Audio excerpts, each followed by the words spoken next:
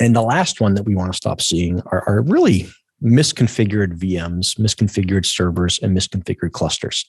In the office hours, I'm going to ask Sandra to talk about some cluster oopses that we've seen even recently. We saw a customer just recently have a failover because they never had a file share witness or quorum. We often see VMs not set properly.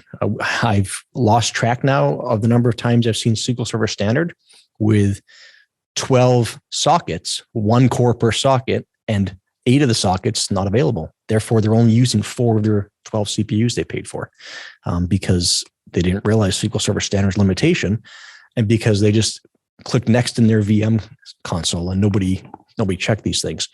So I'm not saying you're all bad if you make these mistakes. It's just these are the kind of settings and configs, these 7 that we've talked about, including this one, that we see all the time and have lots and lots and lots and lots and lots and lots and lots of documentation, blog posts, entire sessions at PASS dedicated to talking about this and other SQL Server conferences, SQL Saturdays and user groups. So these 7 things are really well advertised things that you should not have in your environment. And we don't mind finding them in the health checks and fixing them with you. We just would rather use your time to fix the things that are not so easy, the things that are a little bit more complex to find.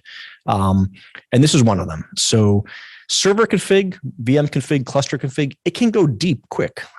So we'll find misconfigured cluster sometimes when it comes to timeout settings and other settings, but those are not what we're talking about. We're talking about really basic things, like you built a cluster without a quorum or a file share witness, like the cores. Those things really shouldn't exist anymore.